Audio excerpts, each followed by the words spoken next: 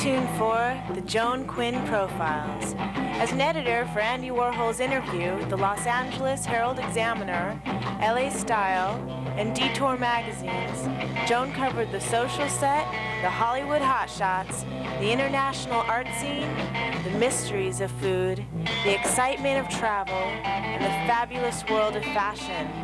Joan continues to find creative people on the cutting edge who make things happen.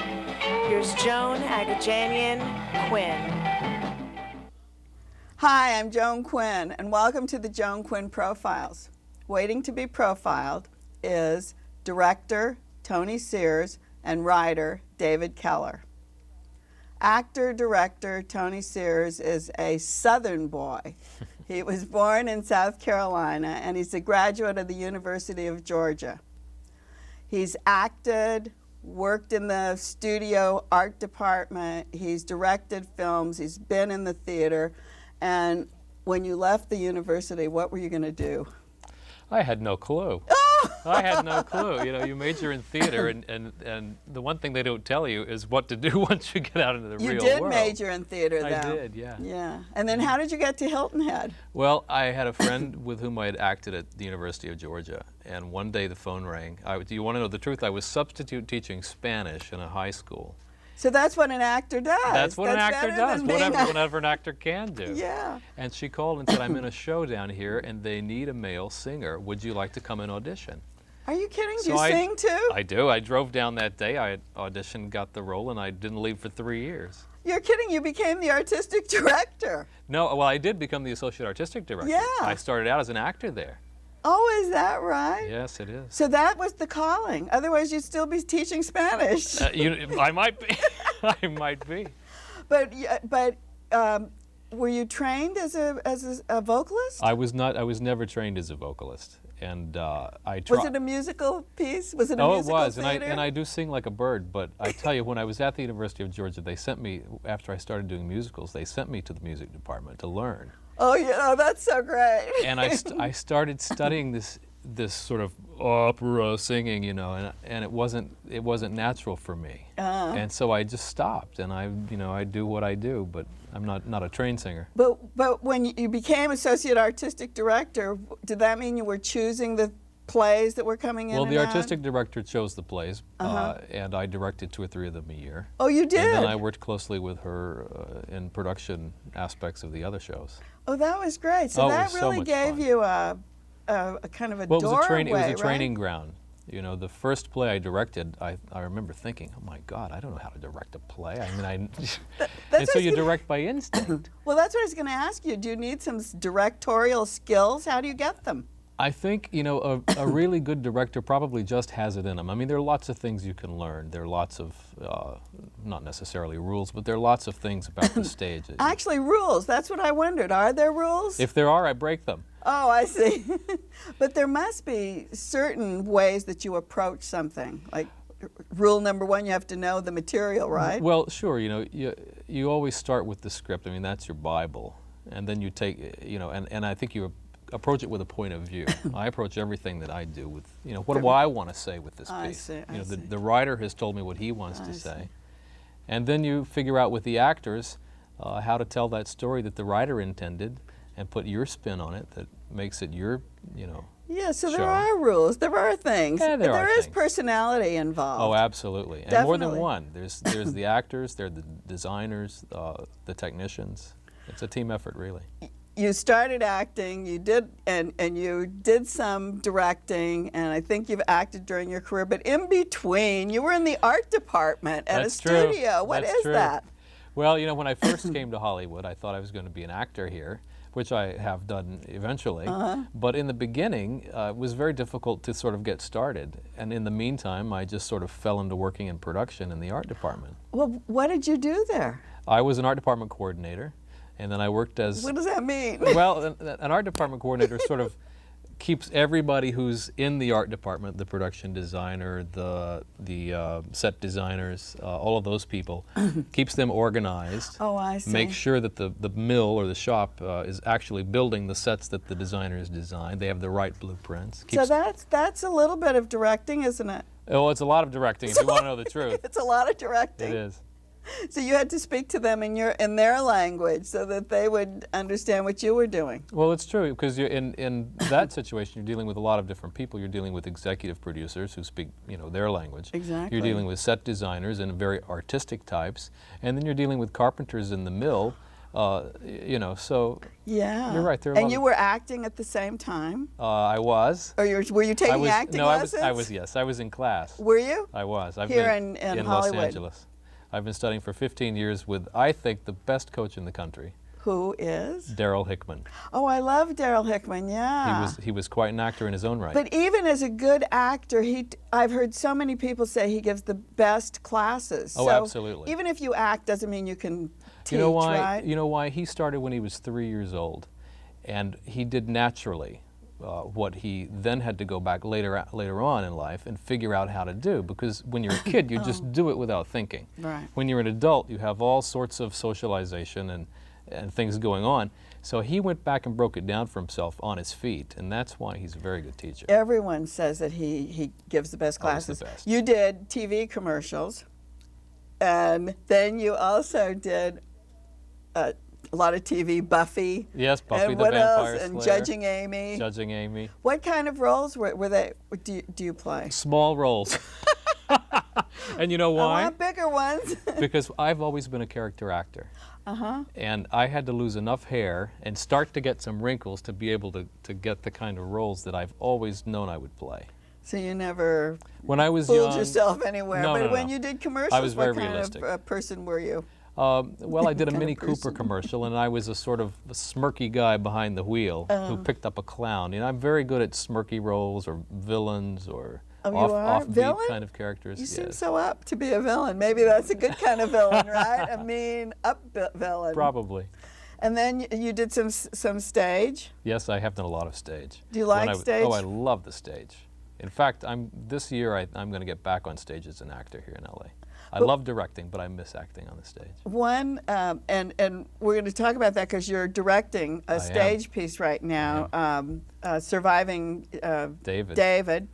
But you made a movie also. I'm going through your whole career in 5 minutes. Filmmaking. Yes. Queen. The Queen of Sunset Boulevard. And what was that? It was a documentary about a drag queen in Paris who has a dream to come to LA and walk Sunset Boulevard from downtown to the ocean in drag. And how'd you do it?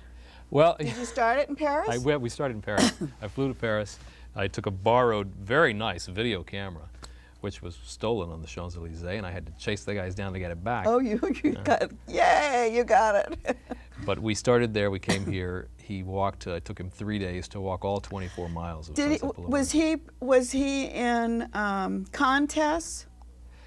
Did you film contests that he was no, in? I didn't. No, was no. it different? There was another movie about a drag queen. It's gotten very popular, so there are lots of them now. Yeah, I thought that I had seen yours, but it must have been Well, another I'll get one. a copy to you. I'd like to see it because it must have been great. Just It's great fun. One person. Did you do a lot of editing? A lot of editing. I had a fabulous editor, Lisa Lassick, who now works in television here, and she's just the best. Did you write it? Well, there was, in a documentary, you sort itself? of, I'll tell you what happens is, when you're doing a documentary or some of this reality-based stuff, it's sometimes better not to write too much beforehand because it gets to be too contrived. And so I'll tell you where the writing happens is in the editing room. Oh, so you sit in the editing room. And then you think, okay, this is the story we're telling. How do we say this best? With which piece of, So that's how you put it together. Exactly. You And shoot then a lot of did you show stuff it in festivals? in festivals and to a lot of friends. Did you a lot of friends? Well, I think you're going to have a lot of friends saying Surviving David. I certainly hope I so. have, what do I have here? I have this little poster. This is Catherine Graff, That's right. who is the solo star. She is. She's the writer and the star. So tell us why she needed a director. Well, everybody needs a director. If you're going to do anything on stage or on film, you need a director. And she wrote this piece, and she just needed somebody to help her tweak it and find out exactly how she was going to tell the story on her feet as an actor.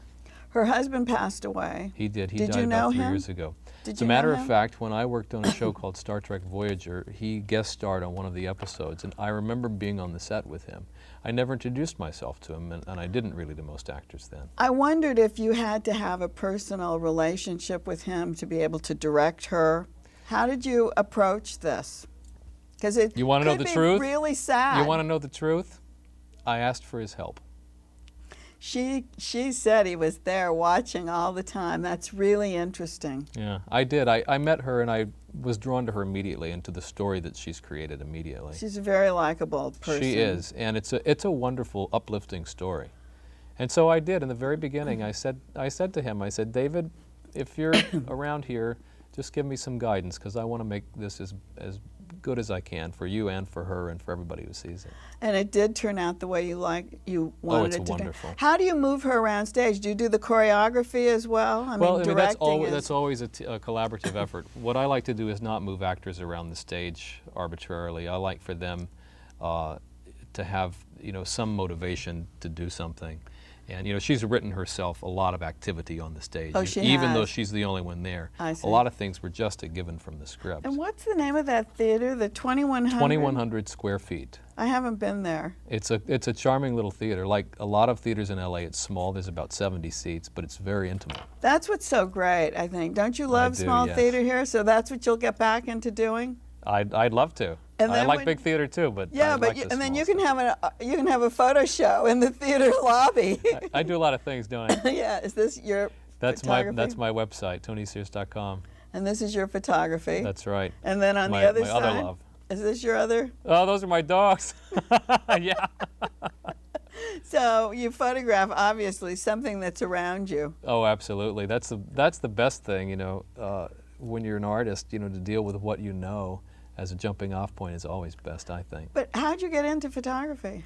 Well, when I was in high school, I was much too skinny to play football, and I was, trying to figure out what am I going to do to fit in high school. And so I picked up a camera one day and found out that I had a little talent that way. And pretty soon I was riding on the athletic bus with the football team, going to the games, photographing the games. Oh, you were. So this is a long career. It is. This is a stairway, isn't it? It's hard to tell unless you say what it is. It's beautiful. Yeah. Thank But you. obviously, you like to do things that that are not so realistic, right? Well, I wouldn't say that necessarily. I like to take things that are realistic and photograph them, and a lot of people say that my photographs have a haunting, lonely quality about them. Oh, so And you- that might be true, but I see things the way I see them. So Well, I think you explained a lot to us today. all of Tony Sears. Thanks for being with us. thank you very much. It was my pleasure. Thank you. And thanks for watching this part of the show. Don't go away because we'll be back with David Keller.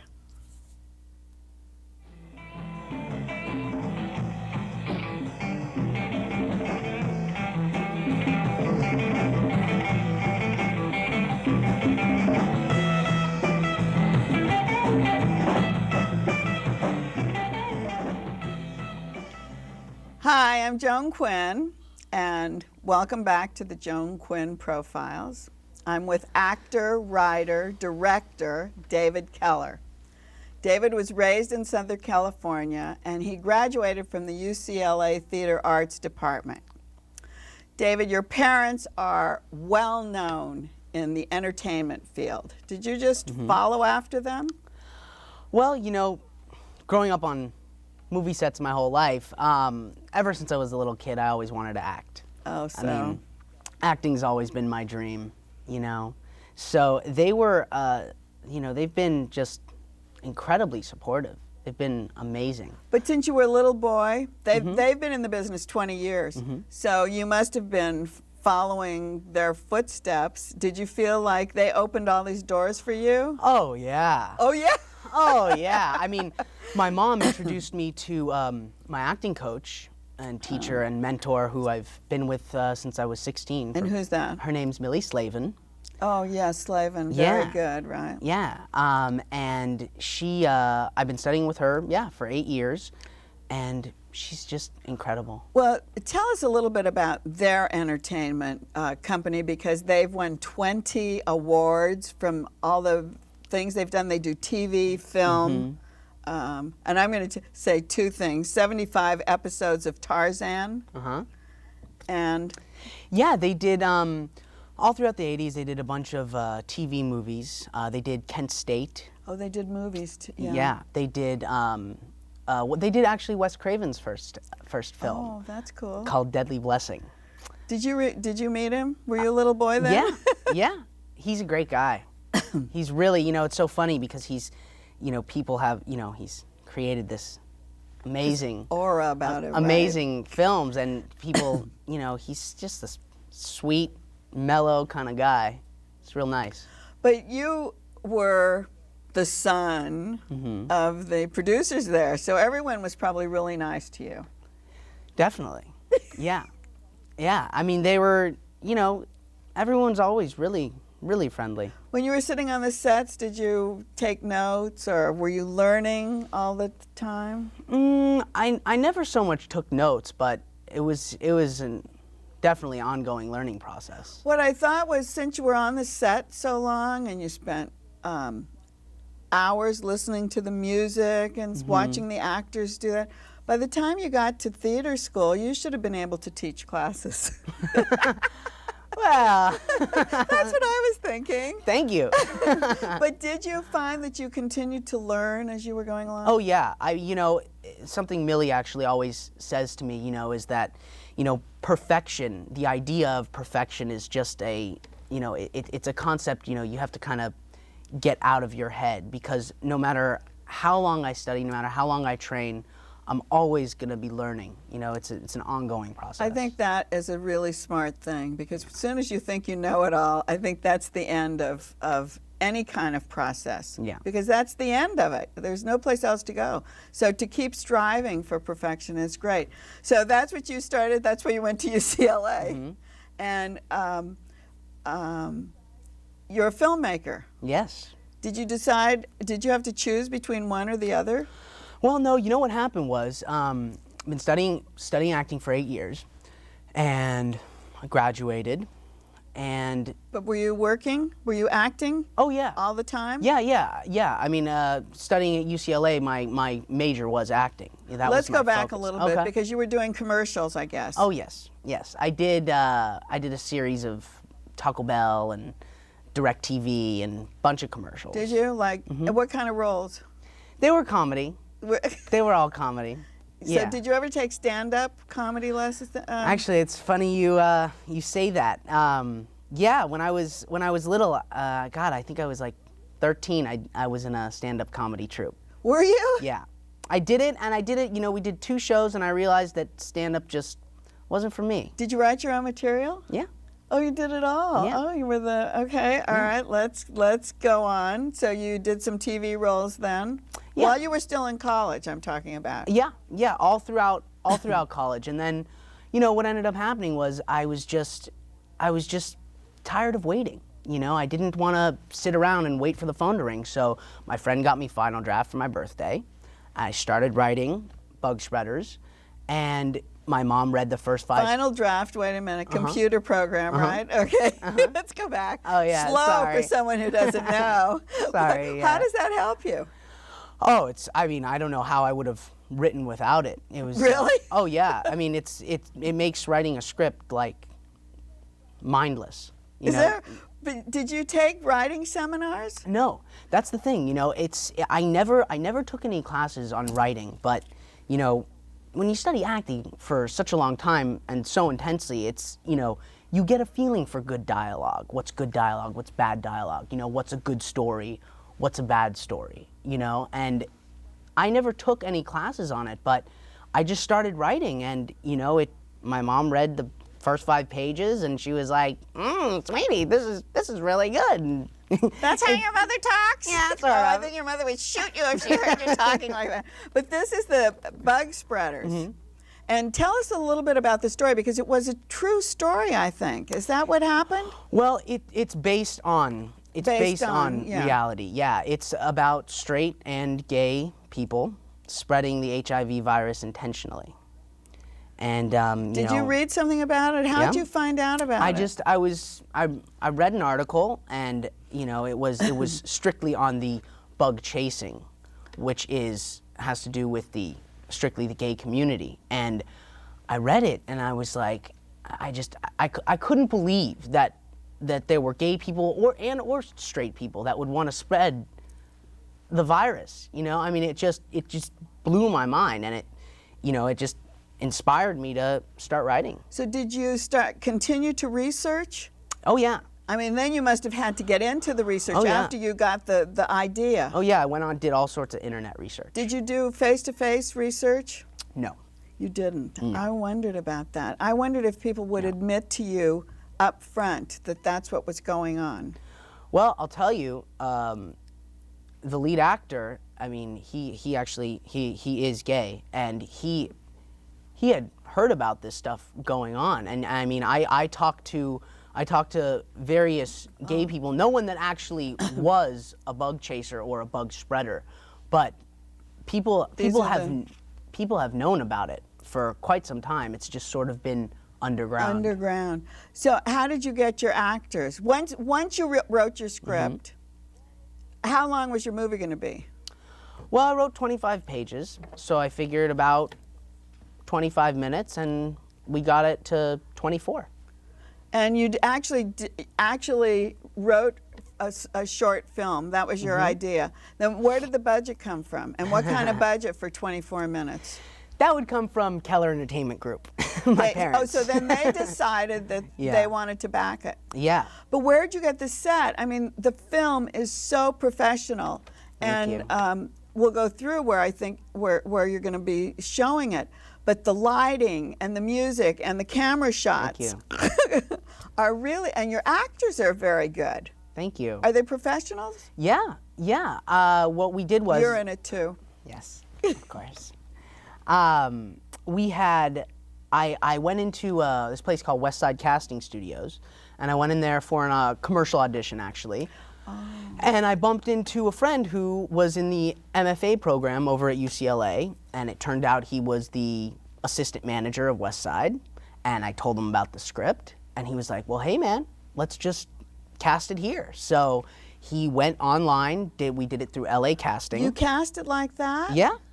Yeah, it's an online casting service. So you didn't know any of these people, and you were directing them, because you were the director of this film. Yeah. So was that right? Yeah, we just had Did you then auditions. interview them? Oh, then you auditioned people, yeah. It's a really cool service. People that have their headshots already on there just go and click on the submission, and then at the end of the day, I would look at all the pictures and resumes. And I thought this was like your term paper out of school, No. and then and you used your friends to do the acting.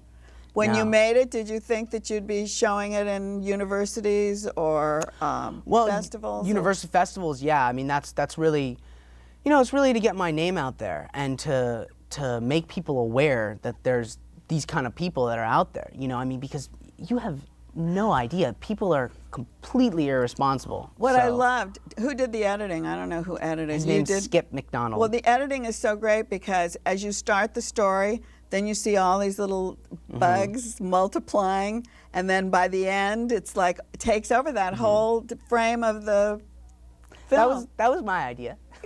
Well, I hope so. You wrote it. Yeah. It was great. It was, and the Thank you. lighting.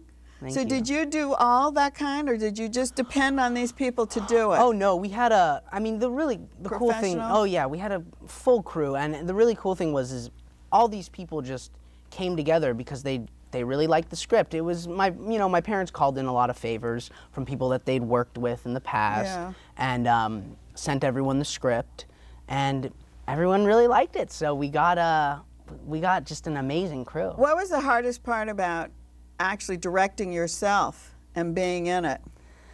Well, actually, that happened on the first day. The first day, after the first like few takes, I was feeling that I was not really in the scene, So I had to realize that when I'm in the scene, and I can't be watching myself. You know what I mean? Yeah, I had to just right. strictly commit to the scene and not not be watching it. And then after we did the take, and after I realized that, then it made the whole thing so much smoother. Then what happens with the other actors? Is there any kind of resentment that you're acting in your own thing and directing them? No. They were all like, they were all really cool and really energetic and supportive, and it was for a first film, it was the best I could have hoped for. Well, could it go up for an Academy Award? Well, I Short hope so. film? I mean, what is that category? Actually, yeah. What we're doing is it's short live action. Short answer your live action, question. is that what it is? Yeah, and we're submitting it to a bunch of film festivals. Sundance, we're submitting around the world. Rain Dance in London, Cannes. That's so great. Yeah. Aren't you excited? Oh yeah, and basically the way it works is if it gets in, when it gets in, it needs to win for best in its category. Oh, I see. And then it's eligible for consideration. Oh, that's what happens. And you have to show it so many times here, I guess. Well, in the festival, if it gets Only in the festival? Yeah, I mean, Oh. if it gets in the festival and it wins, Oh, I see. yeah, you just When you started making it and you were researching, did you go to the gay and lesbian community and try to get any kind of verbal support or support from any of these people? No, I didn't. But you know what? My lead actor was gay. We had several people on the crew that were gay, and nobody had any kind of problem with it. Everybody that was on the film that worked on it loved the script, and no, I didn't really feel the need to do that. Did you think that you had to that would be an outlet for showing it or for screening it for those groups? Have you? Well, I want to try it in the festival circuit first. See what happens. I see. See what happens. So then, what's on your agenda next? What are you writing now? Well, I actually have 2 features I'm writing right now. Oh, you do. Of Yeah. course you do. And are you in them both? Yes, I am. Of course. Of course. Yeah. One of them is called Diaries of a Narcoleptic. It's Oh, yes. semi-autobiographical. Do you fall asleep? Or yeah. you don't fall asleep? You fall asleep. Yeah. Now, I don't have narcolepsy, but yeah, I definitely fall asleep at random times. Yeah, we know a lot of people like that. Yeah. When they want to tune out, they just fall asleep. Yeah. And what else do you have? And I have a superhero story that I'm writing. It's like a new sort of Spider-Man. And that's you. That's me. Oh, that's so great. David Keller. Thanks me. for being with us today. Thank you. Thanks for watching the Joan Quinn Profiles today. And keep writing to 777 South Figueroa, 44th floor, Los Angeles 90017. See you next time.